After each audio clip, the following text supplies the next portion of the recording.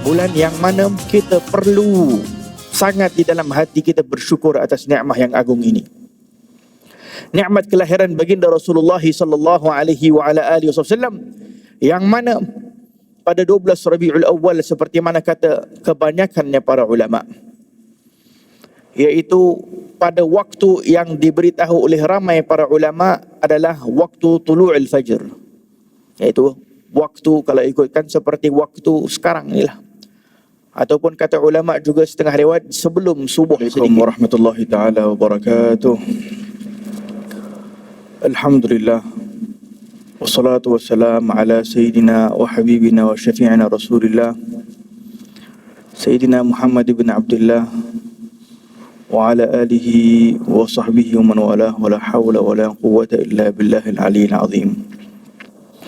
Allahumma salli wa sallim ala sayyidina Muhammadin miftahi babi rahmatillah adada ma fi ilmillah, salatan wa salaman daimaini bidawami mulkillah wa ala alihi wa sahbihi wa man walah, wa la hawla wa la quwwata illa billahil aliyyil azim. Alhamdulillah, segala puji kepada Allah Subhanahu wa taala, Tuhan yang memberikan segala anugerah kepada kita. Kita bermohon kepada Allah, semoga kita ditulis oleh Allah sebagai hamba yang sentiasa bersyukur kepada Allah, hamba yang bersyukur dengan lidah dan juga dengan hati kepada Allah Subhanahu wa taala. Dan kita bermohon moga-moga Allah masukkan kita dalam golongan orang-orang yang sedikit, seperti mana yang diberitahu oleh Sayyidina Umar bin Khattab apabila beliau sentiasa berdoa, ya Allah, masukkanlah aku di dalam golongan yang sedikit. Ditanya kepada Sayyidina Umar, apakah yang dimaksudkan olehmu wahai Umar tentang golongan yang sedikit?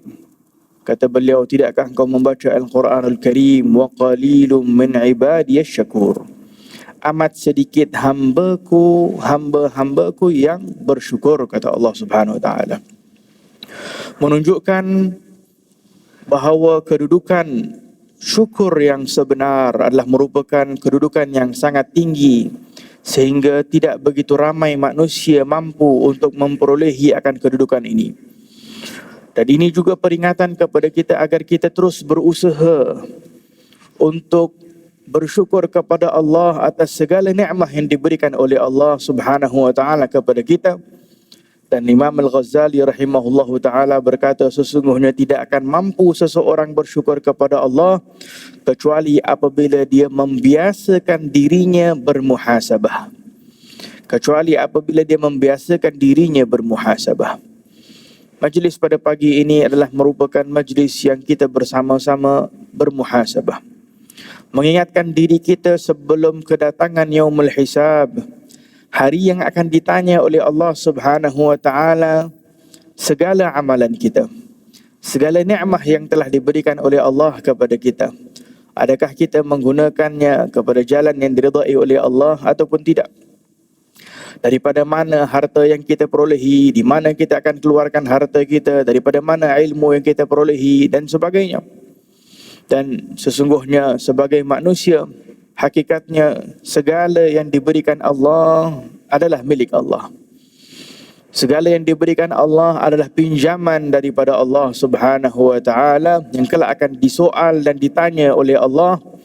Dengan itu kita bermohon moga-moga Allah mengurniakan kita hati yang bercahaya, agar kita merasai dan meyakini betapa agungnya perkara yang berkaitan dengan amanah yang diberikan Allah kepada kita, sehingga kita dipermudahkan pada yaumul hisab kelak untuk insya-Allah dipilih oleh Allah menjadi orang-orang yang masuk ke dalam syurga tanpa hisab, insya-Allah. Amin ya rabbal alamin.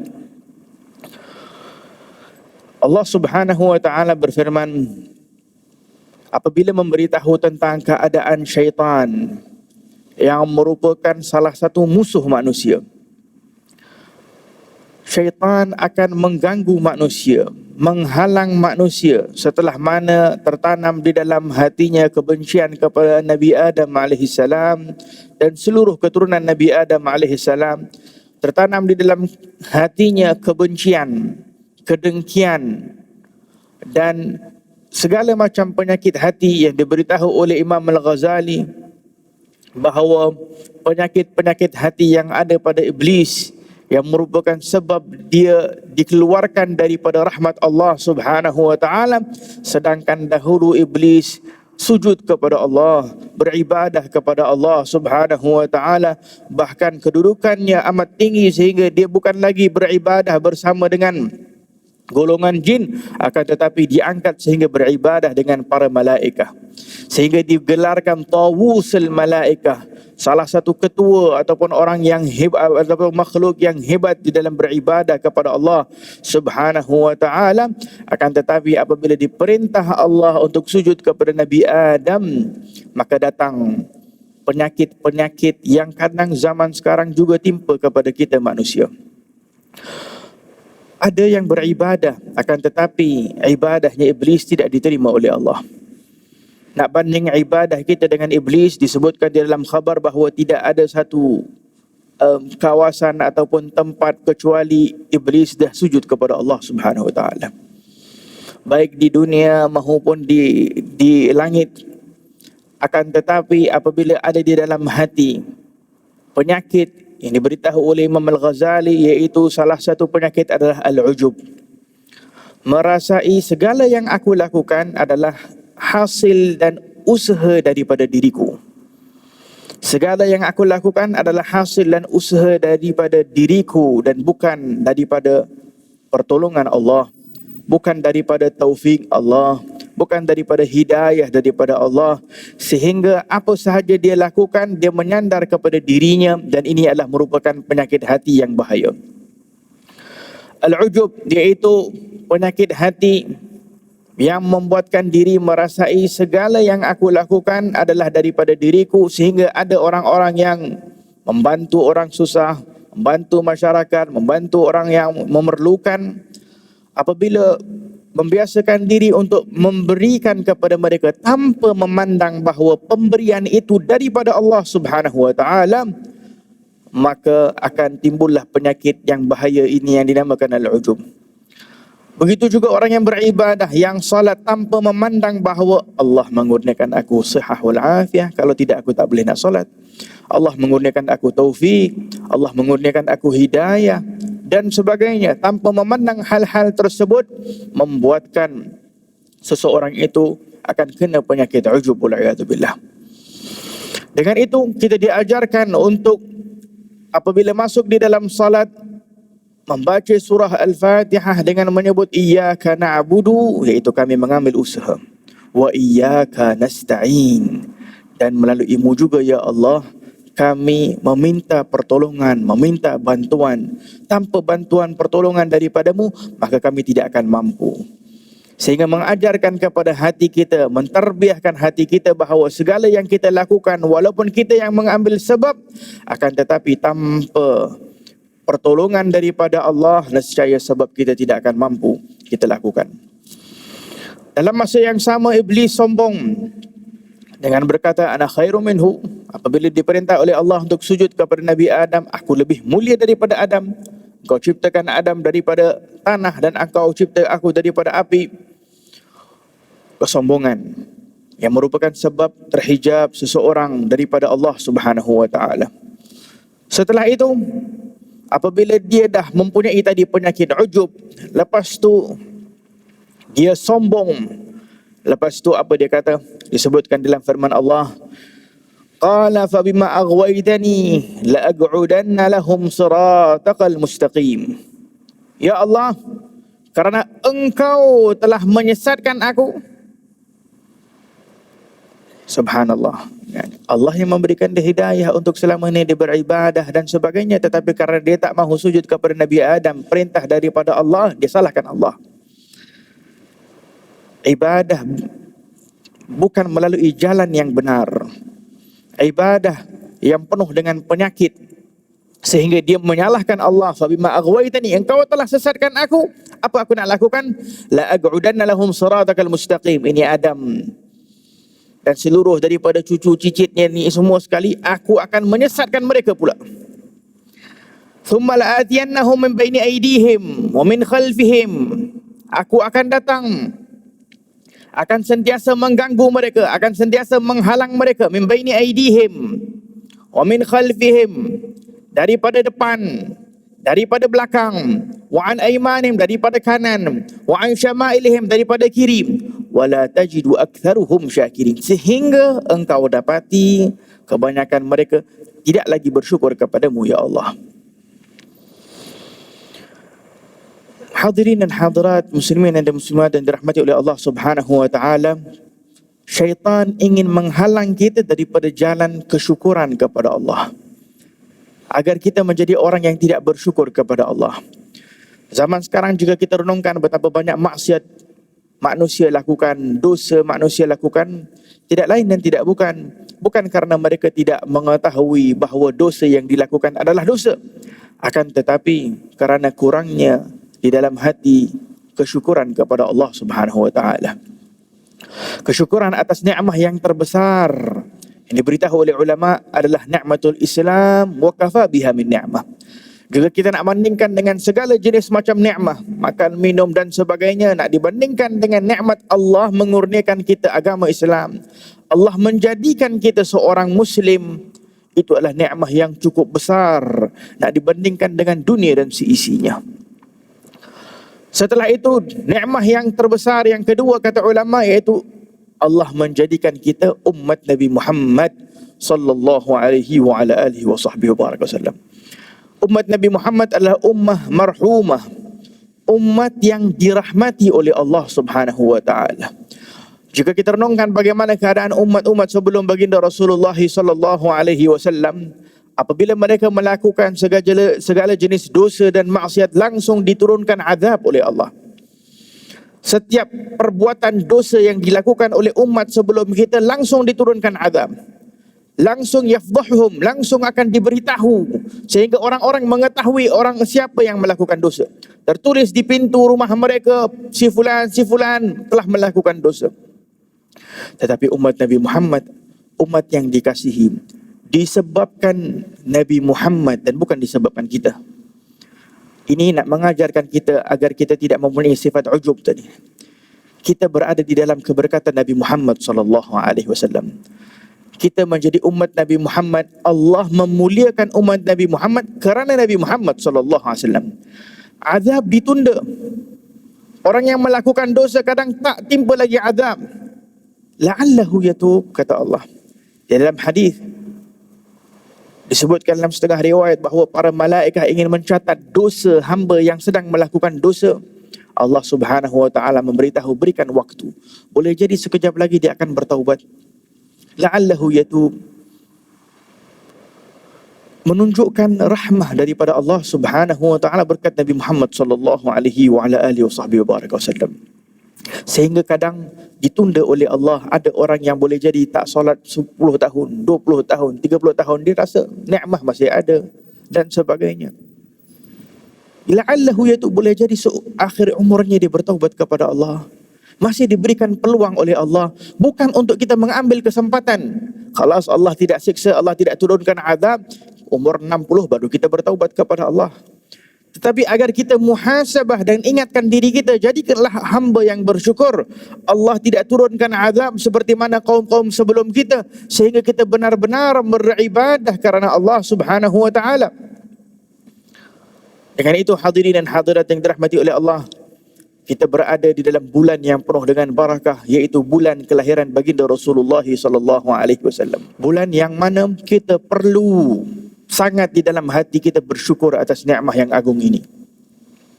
Nikmat kelahiran baginda Rasulullah sallallahu alaihi wa ala alihi wasallam, yang mana pada 12 Rabiul Awal seperti mana kata kebanyakannya para ulama, iaitu pada waktu yang diberitahu oleh ramai para ulama adalah waktu tulu'il fajr, iaitu waktu, kalau ikutkan seperti waktu sekarang ni lah, ataupun kata ulama juga setengah riwayat sebelum subuh sedikit, waktu dilahirkan baginda Rasulullah sallallahu alaihi wasallam, yakni seperti sebelum subuh tadi. Waktu yang mulia pada hari Yaumul Itsnain, Nabi Muhammad sallallahu alaihi wasallam dilahirkan. Dan hari kelahiran baginda Rasulullah adalah merupakan hari yang paling agung bagi kita umat Nabi Muhammad sallallahu alaihi wasallam. Tidak ada hari yang lebih agung, yang lebih mulia daripada hari kelahiran baginda Rasulullah sallallahu alaihi wasallam. Bahkan disebutkan oleh ulama, hari kelahiran baginda Rasulullah sallallahu alaihi wasallam lebih mulia hatta daripada malam Lailatul Qadar. Kenapa? Disebutkan oleh Imam Al-Qastallani, seorang ulama yang besar, bahawa kelebihan malam dilahirkan Nabi Muhammad sallallahu alaihi wasallam ataupun waktu dilahirkan Nabi Muhammad sallallahu alaihi wasallam nak dibandingkan dengan Lailatul Qadar, 3 perkara. Akan kita kedepankan kelahiran Rasulullah, malam kelahiran Rasulullah, waktu kelahiran Rasulullah daripada Lailatul Qadar. Yang pertama, kelahiran Nabi Muhammad sallallahu alaihi wasallam adalah kewujudan baginda Rasulullah sallallahu alaihi wasallam di atas muka bumi ini. Sehingga melalui baginda Rasulullah sallallahu alaihi wasallam kita mendapat segala jenis kebaikan yang lain. Tidak akan kita perolehi Lailatul Qadar kalau tidak ada baginda Rasulullah sallallahu alaihi wasallam. Maka disebutkan oleh Imam Al-Qastallani bahawa Lailatul Qadar adalah mu'tahun lahu. Lailatul Qadar pemberian daripada Allah untuk baginda Rasulullah sallallahu alaihi wasallam, untuk umat baginda Rasulullah SAW, berkat Nabi Muhammad SAW. Itu perkara yang pertama. Maka sudah tentu nak dibandingkan dengan Nabi Muhammad, kelahiran Nabi Muhammad SAW dengan pemberian kerana Nabi Muhammad, sudah tentu Nabi Muhammad lebih mulia. Kelahiran Nabi Muhammad SAW lebih mulia. Perkara yang kedua, Lailatul Qadar dimuliakan Allah karena turunnya para malaikah. Seperti mana di dalam surah Inna anzalnahu fi lailatul qadr. Turunnya tanazzalul malaikah warruh. Turunnya ramai para malaikah warruh, disebutkan oleh ulama iaitu Jibril pun turun. Tetapi nak dibandingkan dengan semua malaikah dengan kewujudannya Nabi Muhammad sallallahu alaihi wasallam, maka sudah tentu kedatangannya Rasulullah lebih mulia daripada seluruh malaikah.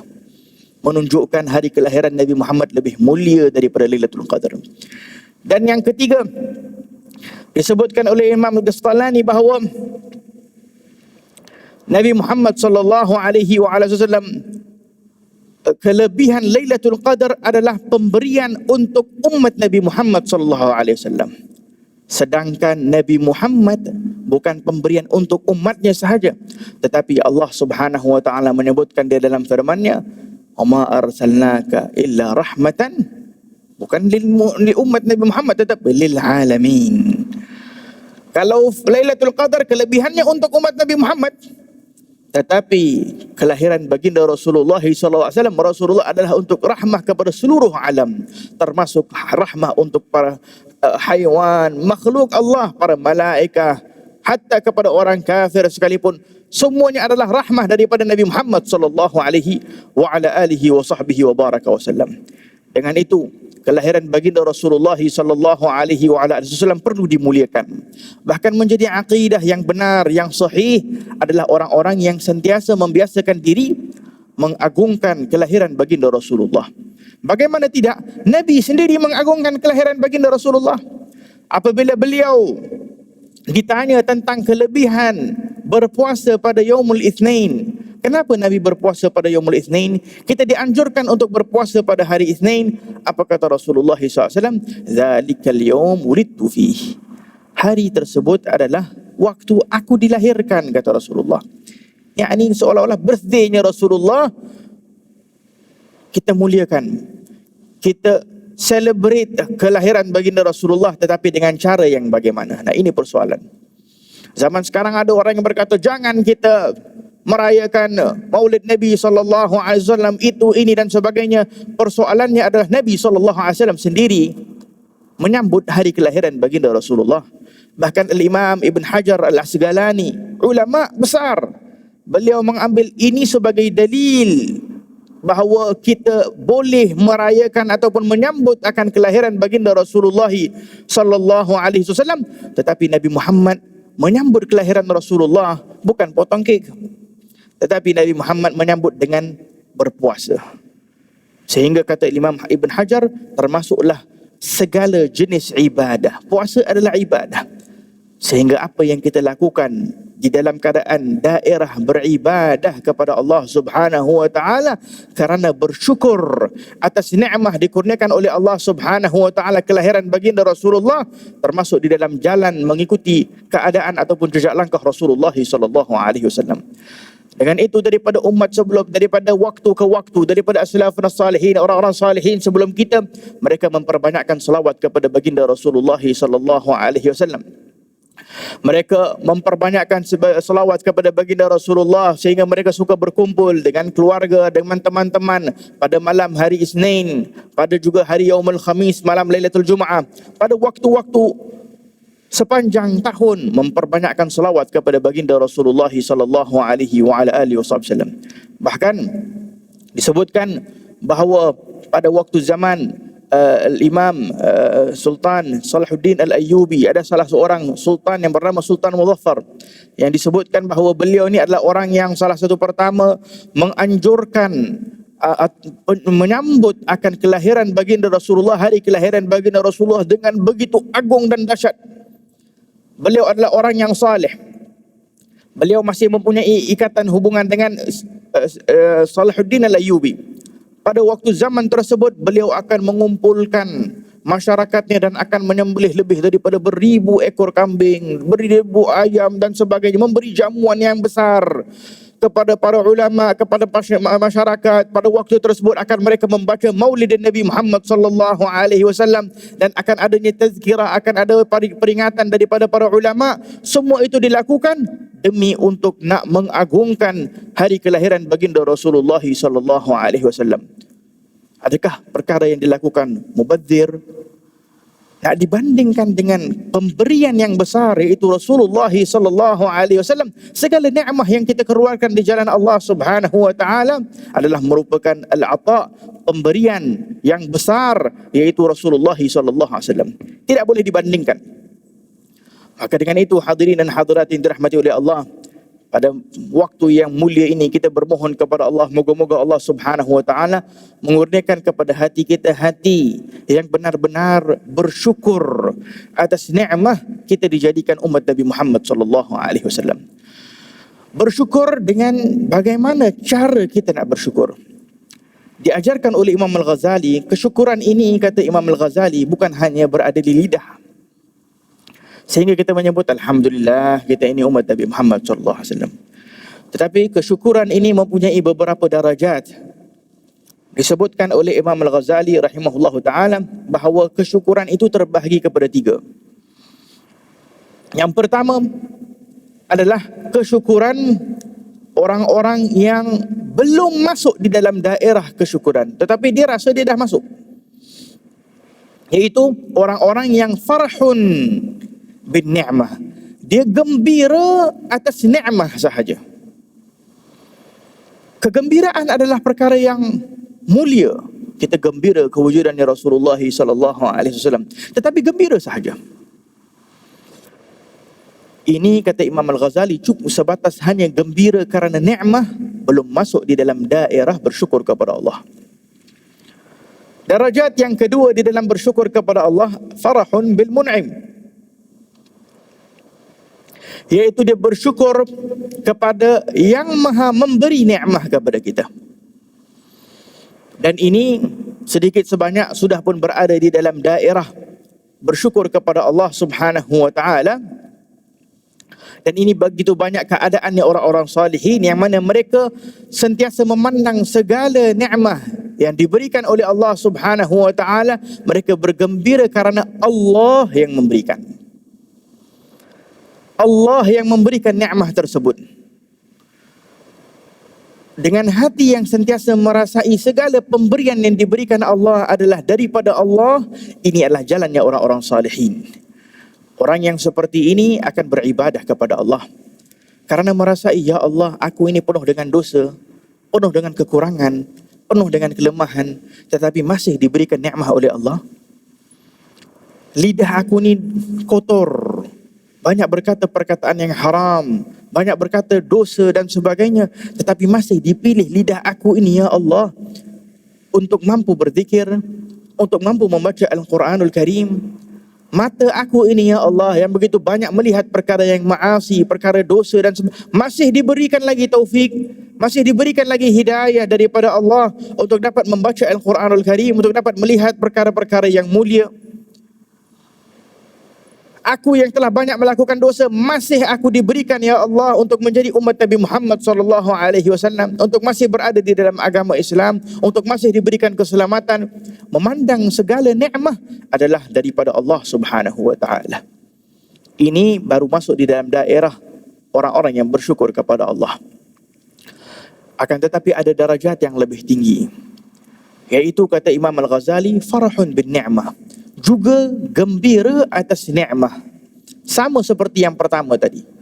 Tetapi yang pertama tadi yang belum masuk di dalam daerah bersyukur kepada Allah kerana dia hanya sebatas gembira tanpa ada amalan. Gembira alhamdulillah dengan lidah, tetapi dirinya masih melakukan dosa. Gembira aku dapat nikmat daripada Allah, rezeki diberikan Allah, tetapi digunakan wangnya kepada haram, menggunakan wangnya kepada perkara yang tidak diridai oleh Allah Subhanahu wa taala. Tetapi yang darajat yang ketiga ini, iaitu darajat yang tinggi di dalam bersyukur kepada Allah, dia gembira kerana nikmat yang dikurniakan Allah adalah merupakan sebab untuk dia mendekatkan diri kepada Allah. Nikmat yang diberikan oleh Allah adalah sebab untuk dia mendekatkan diri kepada baginda Rasulullah sallallahu alaihi wasallam. Ini adalah merupakan darajat yang tinggi, kata Imam Al-Ghazali, di dalam bersyukur kepada Allah. Segala nikmat yang diperolehi, yang diberikan oleh Allah, nikmat kesihatan, nikmat afiah, nikmat dikurniakan Allah mata, lidah dan sebagainya, nikmat adanya keluarga, adanya isteri, adanya anak-anak, semua nikmat yang diberikan oleh Allah, dia memandang inilah modal aku untuk nak mendekatkan diri aku kepada Allah Subhanahu wa taala. Orang seperti ini, jika benar-benar dia bersyukur dengan jalan seperti ini, susah dia nak sombong. Kenderaan yang dimiliki, aku nak gunakan kenderaan ini untuk mendekatkan diri aku kepada Allah. Macam mana dia nak sombong? Nah, orang yang tadi hanya gembira. Banyak zaman sekarang orang kata, aku seronok ni, aku gembira ni, nikmat Allah bagi ni. Jadi dia pun tunjuk dekat media kenderaannya, kemewahan yang ada miliki dan sebagainya. Hanya sebatas menunjukkan tanpa menggunakan nikmat-nikmat tersebut untuk mendekatkan diri kepada Allah. Adakah ini orang yang bersyukur? Ini hanya akan menjadi sebab kehancuran umat Nabi Muhammad sallallahu alaihi wasallam. Bukankah Qarun dahulu mempunyai kekayaan yang luar biasa? Apakah penyebab dia telah ditenggelamkan oleh Allah Subhanahu wa taala? Karena nak menunjuk-nunjuk kepada orang. Aku dikurniakan Allah nikmat besar, dia tunjuk. Kesombongan, kemegahan yang dimiliki. Dan zaman sekarang banyak manusia hanya sebatas nak menunjuk apa yang dimiliki. Bahkan subhanallah boleh memberikan alasan, ini Allah berikan kepada aku ni, aku gembira Allah berikan, alhamdulillah. Dia sebut alhamdulillah, alhamdulillah, tetapi masih melakukan kemaksiatan, tak menggunakan nikmat tersebut untuk mendekatkan diri kepada Allah. Bahkan hanya akan menanamkan kepada orang lain yang boleh jadi tidak mampu, berada di dalam keadaan sedih, membuatkan orang lain semakin dengki kepada kita, membuatkan orang lain merasai tak puas hati kepada kita dan sebagainya. Maka dengan itu hadirin dan hadirat yang dirahmati oleh Allah, jalan kesyukuran yang sebenar yang diajar oleh ulama kita adalah menggunakan nikmat yang diberikan Allah untuk mendekatkan diri kepada Allah Subhanahu wa taala. Guna segala nikmat yang diberikan oleh Allah Subhanahu wa taala untuk mendekatkan diri kepada baginda Rasulullah sallallahu alaihi wa ala alihi wa sahbihi wa baraka wasallam. Hadirin dan hadirat yang dirahmati oleh Allah, salah satu nikmat dikurniakan oleh Allah Subhanahu wa taala juga adalah ibadah sendiri. Ibadah adalah nikmat daripada Allah Subhanahu wa taala. Sehingga kita bersyukur terhadap nikmat ibadah itu adalah termasuk di dalam perkara yang mulia. Sehingga Nabi sallallahu alaihi wa ala alihi wasallam ingin mengajak kepada kita bahawa engkau boleh menjadi sebab dekat dengan aku hari kelak yaumul qiyamah disebabkan engkau memperbanyakkan selawat kepada baginda Rasulullah. Kita gunakan nikmat kita mampu untuk bersalawat kepada Rasulullah sallallahu alaihi wasallam untuk mendekatkan diri kepada Rasulullah. Akhlak adalah nikmat. Dengan itu datang di dalam hadis Nabi SAW menyebutkan Allah mengagih-agihkan rezeki kepada kalian. Allah mengagih-agihkan akhlak kepada kalian seperti mana Allah mengagihkan rezeki kepada kalian. Menunjukkan akhlak adalah merupakan bahagian daripada rezeki yang diberikan oleh Allah, sehingga dengan rezeki akhlak yang dikurniakan oleh Allah kepada kita, modal untuk kita mendekatkan diri kepada Rasulullah. Subhanallah, ini adalah berkat umat Nabi Muhammad SAW, kelebihan Nabi Muhammad SAW, sehingga tidak ada orang berkata, macam mana aku nak dekat dengan Rasulullah kelak di akhir, aku tak mempunyai harta yang banyak, aku tak boleh nak tolong orang banyak. Nabi Muhammad menyebutkan, orang yang paling dekat dengan aku adalah orang yang memperbanyakkan salawat kepada aku, kata Rasulullah SAW. Ini orang kaya boleh lakukan, orang miskin boleh lakukan. Setelah itu kata Rasulullah, orang yang paling dekat dengan aku yaumul qiyamah adalah ahasinukum akhlaqa, orang yang paling baik akhlaknya. Subhanallah, kapasiti semua orang boleh lakukan, tinggal perlu usaha daripada kita. Maka dengan itu hadirin dan hadirat yang dirahmati oleh Allah, moga-moga Allah menjadikan kita hamba yang bersyukur kepada Allah Subhanahu wa taala. Sedikit kisah tentang bagaimana kelahiran baginda Rasulullah memperingatkan kepada diri kita bahawa kelahiran Rasulullah, walaupun tadi disebutkan tentang kelebihan yang begitu besar, tak dibandingkan dengan apapun pemberian yang diberikan oleh Allah Subhanahu wa taala, tetapi untuk nak mengingatkan kita bahawa Nabi Muhammad bukan seperti manusia biasa. Karena zaman sekarang ada yang memfitnah dan seolah-olah berkata Nabi Muhammad ini hanya manusia biasa, cuma dia ini diutus oleh Allah, tak ada beza dengan kita. Subhanallah, manusia biasa. Kita renungkan bagaimana kisah Nabi SAW dilahirkan. Disebutkan Rasulullah SAW dilahirkan pada tahun gajah, yang mana pada tahun tersebut Raja Abrahah yang ingin menghancurkan Kaabah dilindungi oleh Allah Subhanahu wa taala. Datang burung ababil sehingga tidak jadi, tak mampu untuk nak menghancurkan Kaabah. Pada tahun tersebut Nabi SAW dilahirkan, dan disebutkan di dalam hadis bahawa ibunya baginda Rasulullah SAW, Sayyidah Aminah, beliau berkata, sesungguhnya saat aku nak melahirkan baginda Rasulullah, aku melihat terpancar cahaya nur daripada diri aku. Cahaya tersebut menembus sampai kepada kota Syam. Cahaya yang penuh. Isyarat kepada yang diberitahu oleh ulama, apakah yang dimaksudkan? Kenapa sampai kepada kota Syam sana? Menunjukkan cahaya ini akan berterusan sehingga akan turunnya Nabi Isa nanti di kota Syam. Kelak di akhir zaman, saat kedatangannya Imam Mahdi dan saat kedatangannya Dajjal, wal'iyadzubillah, moga-moga Allah menyelamatkan kita daripada fitnatul Dajjal, yang mana Dajjal ini akan dibunuh oleh Nabi Isa alaihissalam, dan Nabi Isa akan diturunkan oleh Allah di kota Syam. Yakni cahaya Nabi Muhammad daripada kelahiran lagi dah ibunya melihat cahaya ini akan berterusan sampai kepada kota Syam. Sehingga kata ulama, isyarah bahawa cahaya Nabi Muhammad SAW, cahaya agama Islam ini, cahaya umat Nabi Muhammad berterusan sampailah datangnya Nabi Isa nanti. Dengan itu zaman sekarang kita dapati Islam terus berkembang. Orang-orang barat kadang ada yang nak melakukan fitnah, melakukan itu, melakukan ini, nak merosakkan, nak menghancurkan agama Islam, nak menuduh itu, nak menuduh ini, tetapi tetap sahaja di mana-mana terus Islam berkembang. Nabi SAW menyebutkan bahawa agama ini akan tersebar di seluruh pelosok dunia. Tidak ada satu rumah kecuali akan masuk ke dalam agama Islam. Akan tetapi kata Rasulullah SAW, Islam ini akan dijalani oleh Allah baik daripada golongan orang yang baik maupun orang yang jahat. Nah, ini peringatan kepada kita. Islam ini akan tersebar baik daripada orang yang baik ataupun orang yang jahat. Kadang ada orang yang jahat nak memfitnah Islam, dia penyebab masuk agama Islam. Tetapi kelebihan dakwah ilallah sudah tentu lebih agung apabila orang Islam sendiri yang berusaha. Tetapi kadang ada orang munafik pun menjadi sebab orang lain masuk ke dalam agama Islam. Karena Islam pasti akan tersebar bisyarah daripada awal kelahiran Rasulullah lagi. Akan tetapi jika kita dipilih oleh Allah untuk ada orang masuk Islam melalui jalan kita, ada orang mendapat hidayah melalui jalan kita, nah ini kedudukan yang tinggi di sisi Allah Subhanahu wa taala. Ini pemberian yang besar yang akan diberikan oleh Allah Subhanahu wa taala. Tetapi jangan kita rasa pelik dan terkejut bahawa kadang boleh jadi hatta disebabkan orang kafir, disebabkan musuh, ramai orang masuk ke dalam agama Islam. Dengan itu pada hari kelahiran baginda Rasulullah SAW, Nabi Muhammad sallallahu alaihi wasallam dilahirkan, dilihat oleh ibunya cahaya yang begitu banyak. Bahkan pada waktu beliau dilahirkan disebutkan Allah Subhanahu wa taala memberikan seolah-olah suatu ketenangan kepada ibunya, sehingga ibunya berkata, aku tidak pernah merasai suatu keadaan yang sangat ringan. Aku berada di dalam keadaan mengandung tetapi tak ada rasa apa-apa sakit. Langsung tak ada apa-apa rasa sakit.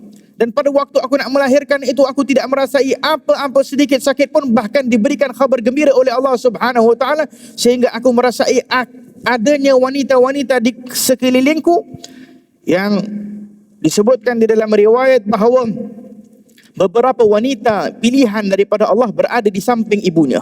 Salah seorangnya adalah Asiyah bint Imran. Asiyah ibn Imran iaitu ibu kepada Nabi Isa alaihissalam. Maryam ibn Imran, ibu kepada Nabi Isa alaihissalam. Begitu juga Asiyah, isteri Firaun. Begitu juga Sayyidatina Hajar, isteri Nabi Ibrahim alaihissalam. Ketiga-tiga wanita ini berada di samping ibunya. Dan beliau Rasulullah sallallahu alaihi wasallam disebutkan dalam riwayat dilahirkan di dalam keadaan beliau itu sujud kepada Allah Subhanahu wa taala. Kepalanya memandang kepada langit dan jarinya berada di dalam keadaan tasyahud macam ni, menunjuk kepada Allah Subhanahu wa taala. Tasyahud menunjuk kepada isyarat tauhid, daripada kecil dah tauhid kepada Allah Subhanahu wa taala. Di dalam keadaan maktunan, dah sudah terkhitan, di dalam keadaan maqtu' surrah, di dalam keadaan sudah putus tadi pusatnya. Dan pada waktu kelahiran itu, nak bandingkan siapa daripada manusia biasa yang dah berlahir terus sujud kepada Allah di dalam keadaan tasyahud macam tu, di dalam keadaan makhtun, dah dalam keadaan dah dikhitan, dalam keadaan tanpa ada dilakukan oleh siapa-siapa.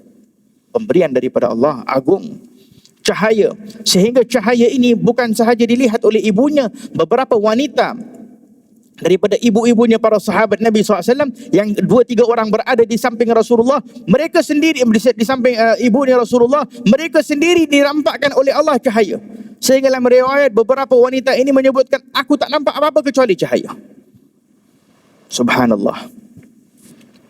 Karena Nabi Muhammad SAW adalah cahaya, pemberian daripada Allah Subhanahu wa taala. Dan pada waktu hari kelahiran Rasulullah SAW terjadi perkara-perkara yang disebutkan oleh ulama bahawa apinya di Faris sana terpadam, apinya orang-orang Majusi, orang-orang yang menyembah kepada api yang hampir 1000 tahun tak pernah api terpadam, tetapi waktu hari kelahiran Rasulullah terpadamnya api Faris. Pada waktu hari kelahirannya Rasulullah adanya berhala-berhala di sekeliling Kaabah. Orang-orang Quraisy dahulu yang mana mereka ini sembah kepada berhala, semuanya jatuh berhala tersebut. Isyarah kepada kewujudannya Rasulullah SAW akan menjadi sebab hilangnya segala perkara-perkara yang hina, segala perkara-perkara yang menghijabkan manusia daripada Allah Subhanahu wa taala. Begitu juga disebutkan dahulu orang-orang selalu pergi kepada kahin nak tanya tentang khabar baik ke. Zaman sebelum Nabi, orang pergi kepada kahin. Kahin ni macam tukang pendidik ke apa.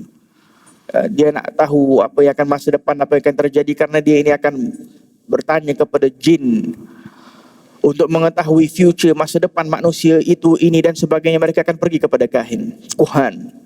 Tetapi apabila datangnya Nabi Muhammad SAW, para jin diberitahu oleh Allah Subhanahu wa taala mereka tak boleh nak tembus kepada langit lagi dah. Apabila mereka nak tembus kepada langit, nak mendengar khabar daripada langit, nak mengetahui rahsia-rahsia yang dikurniakan oleh Allah yang berada di langit, yang berada di para malaikah, yang tertulis di Lauhul Mahfuz dan sebagainya, mereka tak boleh nak pergi kerana akan ada panah-panah daripada api yang akan membuatkan mereka tak boleh nak masuk lagi dah. Menunjukkan pada waktu itu khalas, sudah tertutup. Para jin dah tak boleh nak mengetahui, sehingga mereka perlu untuk kembali kepada Rasulullah sallallahu alaihi wasallam. Begitu ramai para kuhan juga yang masuk ke dalam agama Islam mengetahui kewujudannya baginda Rasulullah sallallahu alaihi wasallam. Dengan itu hadirin dan hadirat yang dirahmati oleh Allah, sedikit sebanyak daripada keadaan ataupun kisah kelahirannya baginda Rasulullah yang perlu kita mengambil sebab untuk menjadikan kelahiran Rasulullah ini adalah sebab untuk kita memperbanyakkan salawat kepada baginda Rasulullah. Usaha untuk mendekatkan diri kepada Rasulullah. Orang yang berjaya sebagai umat Nabi Muhammad di dunia ini adalah orang yang mempunyai dua tujuan di dalam hidup. Iaitu yang pertama adalah dia ingin keridaan Allah, dan yang kedua dia ingin keridaan baginda Rasulullah sallallahu alaihi wasallam. Dia ingin untuk mendapat kedekatan di sisi Allah, dalam masa yang sama dia ingin untuk mendapat kedekatan di sisi baginda Rasulullah sallallahu alaihi wasallam. Dia ingin untuk mencintai Allah, dan dalam masa yang sama dia ingin untuk mencintai baginda Rasulullah sallallahu alaihi wasallam. Dua perkara ini adalah merupakan perkara yang terpenting yang akan membuatkan seseorang itu mampu beribadah di dalam keadaan ikhlas. Zaman sekarang orang berkata cukup Tuhan, cukup Allah Subhanahu wa taala, dan ini perkara sudah ada pada waktu zaman Nabi pun. Orang-orang munafikin yang mana mereka membina masjid dirar, membina masjid nampak secara luaran ini adalah perkara yang mulia kerana mereka nak beribadah kepada Allah, tetapi mereka tidak beradab kepada Nabi Muhammad sallallahu alaihi wasallam. Daripada orang-orang seperti mereka, orang-orang munafikin yang datang kepada Rasulullah tidak menyebut, hatta tidak memanggil Rasulullah dengan ya Rasulullah, tetapi memanggil wahai Muhammad. Begitu banyak keadaan disebutkan dalam riwayat, dia datang kepada Muhammad dan Nabi Muhammad dan berkata, wahai Muhammad, berlaku adillah. Saat Nabi sedang memberikan akan harta kepada orang-orang Islam, berlaku adillah. Wahai Muhammad, takutlah engkau kepada Allah. Subhanallah. Mereka ini tauhid ni. Zaman sekarang kadang ada orang kata kita nak berdakwah tauhid katanya. Subhanallah. Tauhid apa ni kira? Tetapi mereka merendah-rendahkan Nabi Muhammad sallallahu alaihi wasallam. Ini zaman sudah ada daripada dulu sudah. Mereka datang kepada Rasulullah, takutlah engkau wahai Muhammad kepada Allah Subhanahu wa taala. Berlakulah adil kepada umatmu. Subhanallah, kata Rasulullah, kalau aku tak takut kepada Allah, siapa yang akan takut kepada Allah? Aku yang mengajarkan mereka takut kepada Allah. Aku yang mengajarkan takwa kepada mereka umat Nabi Muhammad sallallahu alaihi wasallam. Allah memerintahkan untuk pecahkan, hancurkan masjid dirar, masjid. Subhanallah. Masjid. Tetapi Allah suruh untuk pecahkan masjid tersebut karena masjid tersebut menjadi sebab memecah belahkan umat Nabi Muhammad sallallahu alaihi wasallam. Bukan menyatukan umat Nabi Muhammad. Dengan itu, jika ada orang-orang yang mula merendahkan Nabi Muhammad, mula meletakkan kedudukan Nabi Muhammad ini seperti orang biasa dan sebagainya, mula menghalang manusia untuk memperbanyakkan selawat dan sebagainya, ini orang takutnya dia daripada zuriat itu tadi, zuriat orang yang membina masjid dirar tadi. Zaman sekarang, kata Nabi Muhammad sallallahu alaihi wasallam, sesungguhnya aku tidak takut. Kata Rasulullah sallallahu alaihi wasallam, sesungguhnya aku tidak takut umat aku meninggalkan solat. Tetapi yang aku takut adalah apa, kata Rasulullah sallallahu alaihi wasallam? Adalah syaitan akan datang bukan lagi melalui jalan nak mengganggu orang, untuk nak menghalang orang untuk tidak solat, kata Rasulullah. Syaitan nanti dia akan datang kepada secara khususnya di negara Arab, di kawasan kebanyakan kita dapati ini Jaziratul Arab. Dalam hadis disebutkan bahawa syaitan tidak dah rasa putus asa di dalam nak mengganggu orang-orang, nak menghalang orang-orang berada di kawasan Arab dan sebagainya untuk salat beribadah. Tetapi syaitan akan datang melalui apa? Kata Rasulullah, fit tahrish bainahum. Syaitan akan datang melalui nak merosakkan hubungan sesama manusia. Solat mereka tak tinggal, subhanallah, tetapi akan datang melalui apa? Melalui jalan kebencian. Melalui jalan masing-masing mula nak mensyirikkan orang lain, merendahkan orang lain, menghina orang lain, sesama Muslim. Dengan itu zaman sekarang kita dapati ada orang yang menyebut la ilaha illallah membunuh si fulan, orang Islam juga. Subhanallah. Fit tahrish, syaitan ambil kesempatan. Macam mana menyelesaikan masalah ini? Nabi Muhammad sallallahu alaihi wasallam. Dengan itu guru kami Habib Ali Jufri, beliau pernah berkata, kalau kita melihat ini zaman sekarang, hatta ni da'i Islam macam-macam ni teroris, hatta mereka mengaku dengan nama Islam, kita akan dapati orang-orang seperti ini mustahil akan ada orang yang memperbanyakkan selawat kepada baginda Rasulullah SAW. Karena orang yang memperbanyakkan betul-betul selawat kepada baginda Rasulullah, hatinya akan dipenuhkan rahmah oleh Allah, sehingga mempunyai hati yang penuh dengan sifat kasih sayang. Bermula daripada rumahnya. Seorang ayah, seorang suami akan berkasih sayang terhadap isterinya, terhadap anak-anaknya. Nabi SAW suatu ketika mencium cucunya baginda Rasulullah Sayyidina Hasan, Sayyidina Husain. Ada orang yang belum faham maksud kasih sayang, datang kepada Rasulullah berkata, wahai Rasulullah, aku punya 10 anak, satu pun aku tak pernah cium. Apa kata Rasulullah? Apa aku nak buat kalau rahmah belum masuk di dalam hati engkau? Nabi Muhammad diutuskan oleh Allah sebagai rahmah kepada kita. Sehingga apabila kita mencintai Rasulullah, kita memperbanyakkan selawat kepada baginda Rasulullah, apa yang kita lakukan untuk memuliakan dan mengagungkan baginda Rasulullah akan menjadi penyebab rahmah di dalam hati kita. Dan ini yang kita sangat memerlukan. Zaman sekarang ada orang yang semakin banyak beribadah, semakin sombong. Semakin banyak beribadah, semakin keras. Keras terhadap istri, keras terhadap keluarganya. Daripada mana ini datang ajaran ini? Ini bukan ajaran baginda Rasulullah. Ajaran baginda Rasulullah adalah kasih sayang, adalah rahmah. Yang itu kita bermohon kepada Allah, moga-moga pada hari yang penuh dengan barakah ini menjadi hari yang akan dipenuhi hati kita dengan rahmah, insya-Allah. Rahmat baginda Rasulullah sallallahu alaihi wasallam. Allahumma ja'al jam'ana hadha jam'an marhuma wa tafarraqna bihi tafarruqan ma'suman wa la taj'al ahadun minna syaqiyyan wa la mahruman wa la matrudan bi rahmatika ya arhamar rahimin. Ihdina ila tariqil mustaqim, tariqil haq ya arhamar rahimin. Ighfir dzunubana wastur 'uyubana ya arhamar rahimin. Ya Allah, ya Tuhan kami memohon kepadamu ya Allah. Kami berdoa dan meminta di dalam masjid ya Allah, di dalam rumahmu ya Allah, agar Engkau mengabulkan segala doa kami ya Allah, agar Engkau mengampuni segala dosa kami ya Allah, agar Engkau memenuhi di dalam hati kami rahmah ya Allah.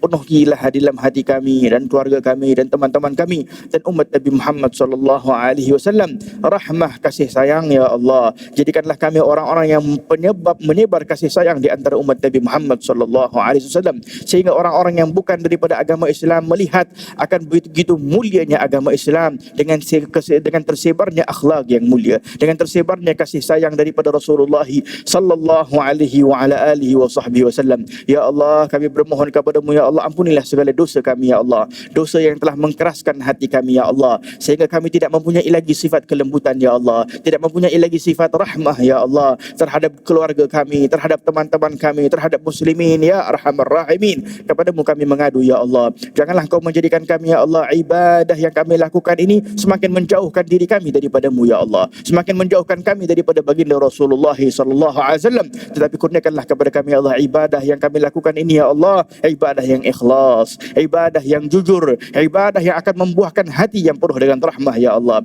hati yang penuh dengan cahaya ya Allah, hati yang penuh dengan kecintaan kepada baginda Rasulullah sallallahu alaihi wasallam. Kurniakan setiap daripada kami ya Allah hati yang mempunyai keinginan yang tinggi untuk bersama dengan baginda Rasulullah sallallahu alaihi wasallam kelak ya Allah. Jadikanlah kami orang yang mampu untuk kelak bersama dengan baginda Rasulullah, untuk dapat dikumpulkan bersama baginda Rasulullah, untuk dapat melihat wajah baginda Rasulullah, untuk dapat minum air daripada tangan baginda Rasulullah sallallahu alaihi wasallam, daripada telaga baginda Rasulullah ya arhamar rahimin, ya rahimal masakin, ya hayyu ya qayyum ya Allah. Gunakanlah kepada kami taubatan nasuha ya Allah, taubat daripada segala dosa yang pernah kami lakukan ya Allah, taubat daripada segala dosa yang pernah kami lakukan ya Allah. Gunakanlah kepada kami istiqamah di dalam bertaubat kepadamu ya Allah, sehingga akhir hayat kami ya Allah, sehingga dikurniakan kepada kami husnul khatimah, dipermudahkan setiap daripada kami dapat menyebut di akhir kehidupan kami kalimat la ilaha illallah Muhammadur Rasulullah sallallahu alaihi wasallam. Kurniakanlah kepada kami ya Allah kewafatan dalam keadaan hati yang penuh cinta kepadamu dan cinta kepada Nabi Muhammad sallallahu alaihi wasallam. Kami dan keluarga kami dan hadirin dan hadirat, muslimin dan muslimat berahmatika ya arhamar rahimin. Angkatlah segala musibah dan bala ya Allah, jauhi kami ya Allah daripada segala penyakit zahiran wa batinan ya arhamar rahimin. Kurniakanlah kepada kami sihahul afiyah,